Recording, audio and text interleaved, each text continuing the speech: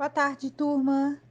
Hoje vamos falar um pouco sobre o ciclo do plástico, modelo em escala de bacia hidrográfica de fluxos e aplicações do plástico.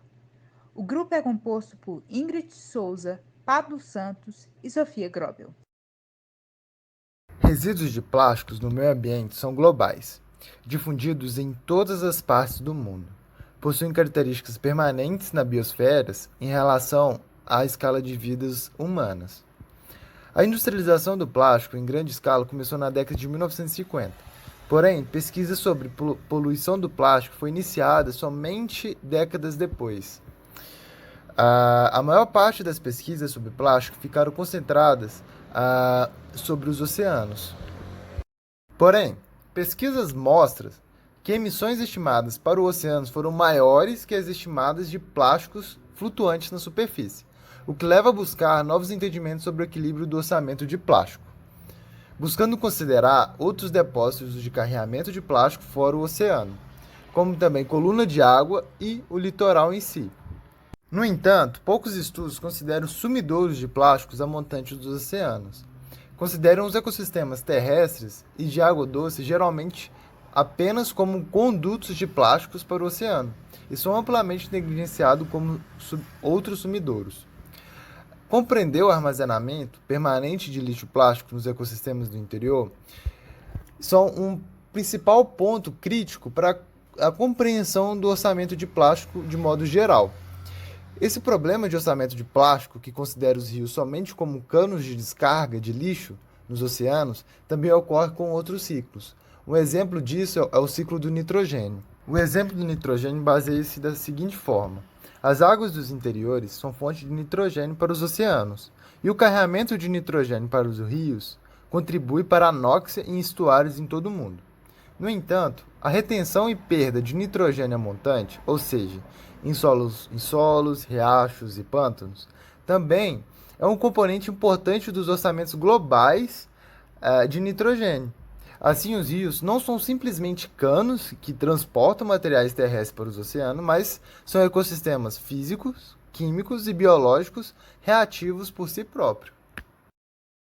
Quando a gente fala de retenção de plástico na bacia hidrográfica, embora os rios sejam a principal fonte de plástico para os oceanos, a retenção de lixo plástico durante esse trânsito na bacia hidrográfica ela é tipicamente excluída no cálculo dos orçamentos globais de plástico presente nos oceanos. Mesmo os estudos sobre lixos plásticos em ecossistemas dos interiores em relação aos lixos plásticos em oceanos, pesquisas já começam a ser iniciadas sobre o assunto. Porém, não existe um modelo detalhado que sintetiza um sumidouro, fonte e fluxos de todos os plásticos em ecossistemas de água doce. Com isso, a gente vem aqui explicar como o modelo conceitual do ciclo do plástico, que une todos os reservatórios e fluxos de plástico na escala da bacia hidrográfica, usando uma perspectiva ecossistêmica comum aos estudos do ciclo dos elementos. Falando brevemente sobre o modelo do ciclo do plástico, as linhas pretas tracejadas indicam caminhos para contenção, armazenamento ou gases do efeito estufa. As linhas laranjas sólidas mostram fluxos que representam o movimento do plástico entre as piscinas. E já as letras, ela demonstra os orçamentos da bacia hidrográfica em relação aos plásticos. Por exemplo, quantidade de plásticos de bens e consumo, na letra A, por exemplo, na letra B, gerenciamento de resíduos sólidos, então todos aqueles lixos que são relacionados ao gerenciamento de resíduos sólidos, que está ali presente na bacia, né? Ou na letra D, que são os lixos diretos e resíduos mal gerenciados, que estão ali presentes na bacia. Então, em cada tópico, será abordado esse tema, né, do lixo que está ali presente na bacia e que será abordado detalhadamente nos próximos slides. Dando início à nossa explicação do modelo conceitual, nós temos a letra A. Os produtos de plástico abrangem uma diversidade de materiais e classes de tamanho. O modelo conceitual começa com produtos plásticos que consistem em uma diversidade de tamanhos, funções, formas e composições químicas. Os plásticos entrarão no ambiente como um produto específico que varia amplamente e se fragmentará in situ por meio de processos químicos, biológicos ou mecânicos. Sempre que possível, descritores funcionais são incluídos para identificar o lixo com base no tipo de uso, por exemplo, saco, copo, higiene.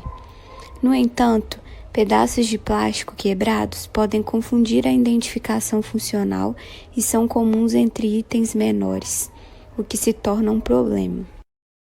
O lixo plástico é descrito por tamanho como macro, meso, micro e nanoplásticos. Os micro e os nanoplásticos são os polímeros de maior impacto ao meio ambiente, já que podem absorver compostos altamente tóxicos. Já a identificação do polímero é obtida por meio de espectroscopia de infravermelho e cromatografia gasosa. Agora, vamos para a parte B do modelo conceitual, gestão de resíduos sólidos. O modelo conceitual começa quando um produto de plástico é descartado, ou seja, quando o consumidor termina com o produto. Esse descarte varia de acordo com hábitos pessoais, geografia e infraestrutura, e inclui quando o consumidor descarta um produto para ser gerenciado como resíduo ou lixo diretamente no meio ambiente. Para resíduos gerenciados, o ciclo inclui quando os resíduos são coletados e transportados para um local ou instalação de gerenciamento de resíduos, e também quando os resíduos são tratados. Os resíduos podem vazar ou ser jogados no lixo em várias etapas ao longo dessa trajetória.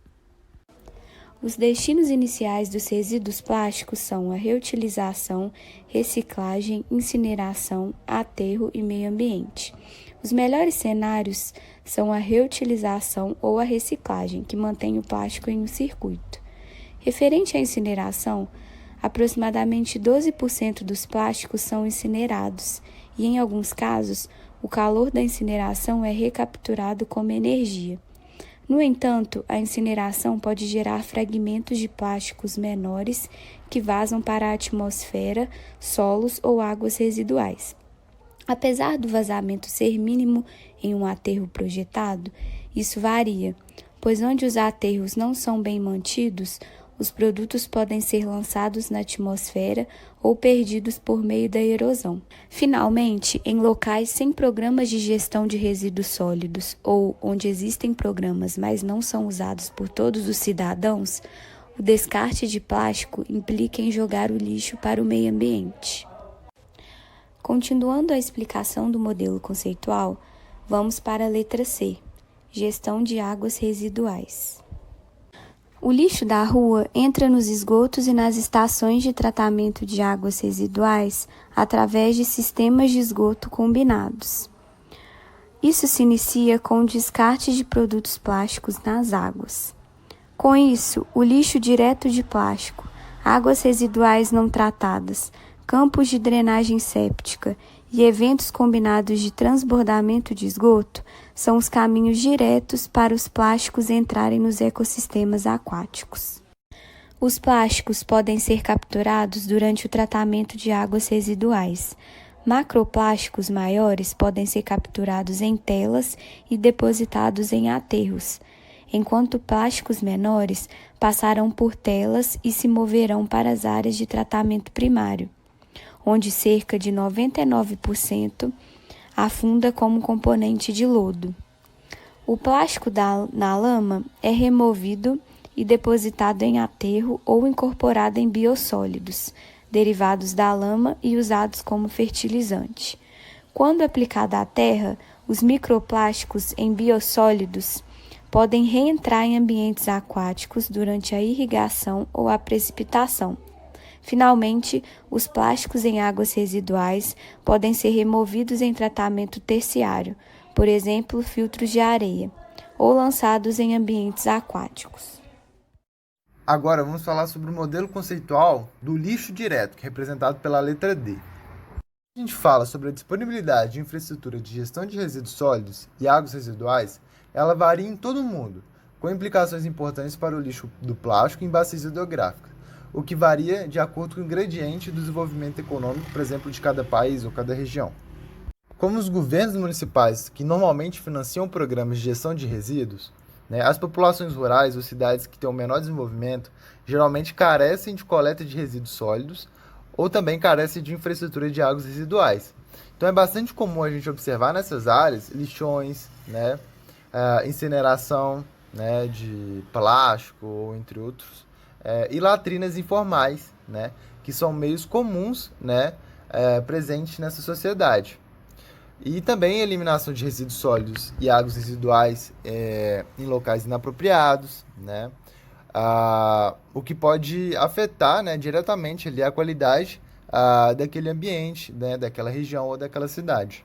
Porém, o despejo ilegal também pode ocorrer, mesmo com a presença de coleta de resíduos, né, para evitar custos de descarte ou transporte de material, e normalmente é feito de forma escondida, né, para evitar detecção, né, de órgãos ambientais e multas de modo geral.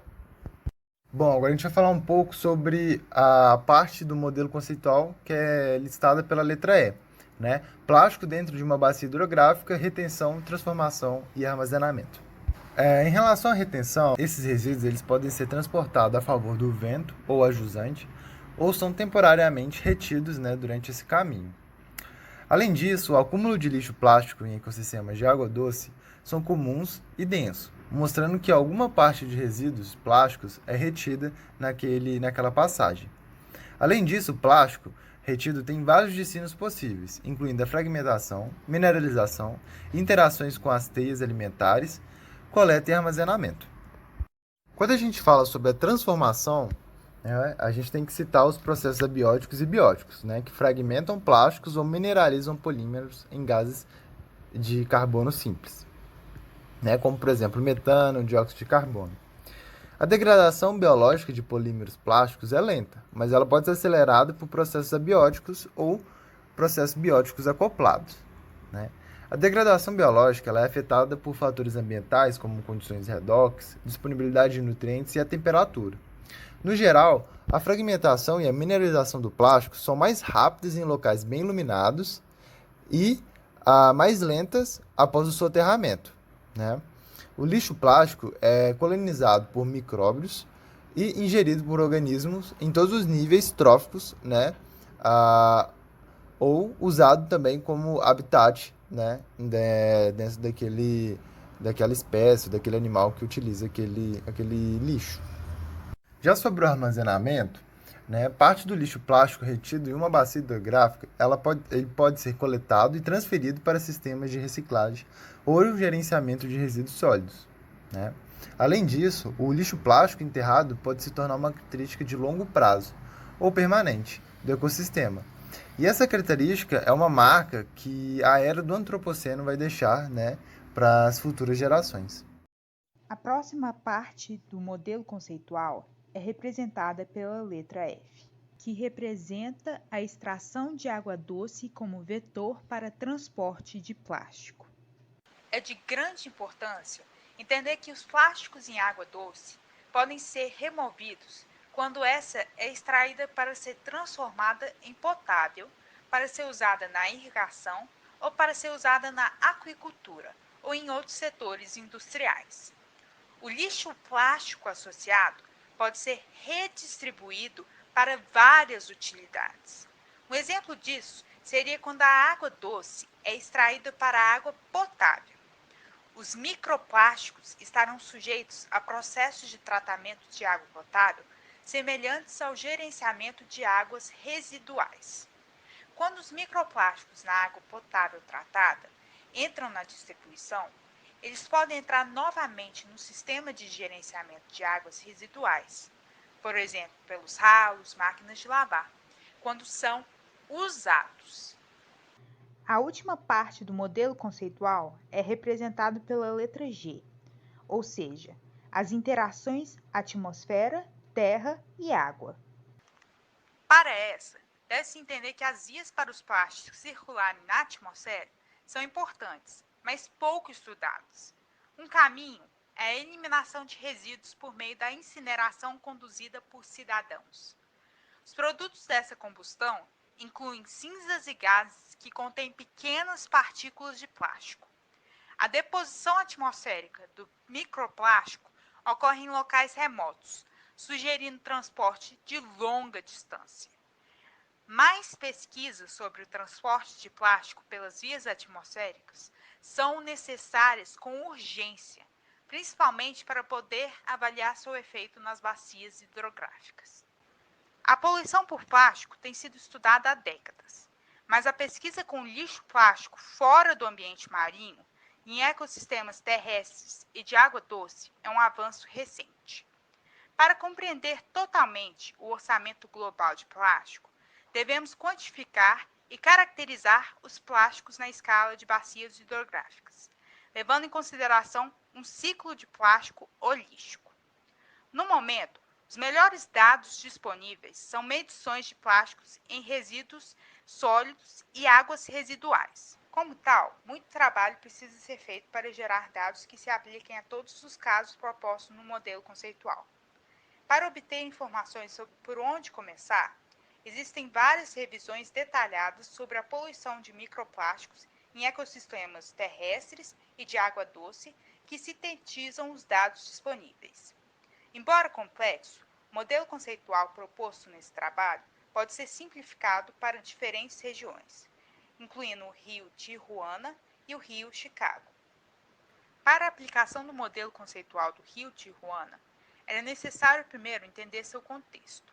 O rápido crescimento populacional prejudicou a gestão de resíduos sólidos e águas residuais na região de Tijuana, contribuindo para jangadas de lixo que fluem pela fronteira e para o oceano. No lado norte-americano da fronteira, o manejo de lixo é conduzido para uma grande barreira, que é mostrada no slide. Poucos fluxos de plástico foram quantificados para a região, mas as observações sugerem que as principais entradas são de lixo, e o plástico é transportado a jusante durante os eventos de inundação pulsada no rio que influi intermitentemente. O modelo conceitual foi modificado para as condições aplicáveis ao orçamento de plástico da bacia do rio Tijuana e locais semelhantes em relação à hidrologia e governança de resíduos. As previsões sobre os principais fluxos sugerem que o objetivo principal para quantificar o orçamento de plástico da bacia hidrográfica é medir a quantidade de plástico coletada na barreira em comparação com a quantidade exportada para o oceano. Essa proporção ilustrará a eficácia da coleta e remoção de lixo. Além disso, os pesquisadores podem priorizar avaliações de como as melhorias na infraestrutura de resíduos sólidos e águas residuais podem afetar a dinâmica do plástico em toda a bacia hidrográfica. Para a aplicação do modelo conceitual do Rio Chicago, também era necessário entender seu contexto. A região tem uma gestão robusta de resíduos sólidos e águas residuais, mas baixo relevo topográfico. A alta precipitação e infraestrutura antiga geram frequentes transbordamentos de esgoto e águas pluviais para o rio. As principais fontes de lixo macroplástico são o despejo ilegal de lixo doméstico, transbordamentos combinados de esgoto e lixo direto. As entradas de microplástico ocorrem por meio de efluentes de água residuais tratadas e lançamentos combinados de esgoto. Medições adicionais do fluxo de plástico nessa bacia hidrográfica são fundamentais para desenvolver um orçamento de bacia hidrográfica de plástico. Mas os dados iniciais mostram que dois componentes principais do movimento de plástico são a infraestrutura de águas residuais e o modo de descarte do lixo.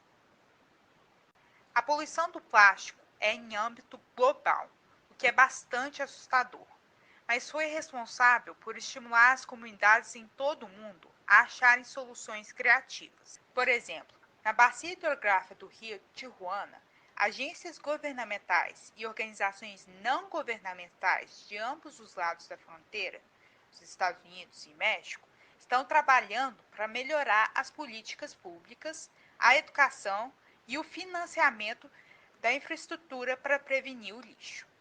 Da mesma forma, na cidade de Chicago, um envolvimento comunitário semelhante está em andamento para limitar a entrada de lixo plástico por meio de uma coalizão de organizações, incluindo Friends of the Chicago River, Alliance of the Great Lakes, Shedd Aquarium e Metropolitan Water Reclamation District. Pode-se concluir, portanto, que as organizações compartilham a concepção que a redução da poluição por plástico é possível e que as mudanças nas leis, nas práticas culturais e nos comportamentos individuais ocorrem com a manutenção de um espírito de otimismo e de inclusão. Medir o impacto da prevenção patrocinada pela comunidade e da remoção de lixo será um componente-chave de pesquisas futuras sobre o ciclo do plástico de bacias hidrográficas. Esse foi o nosso artigo de referência. Muito obrigada pela atenção e até a próxima!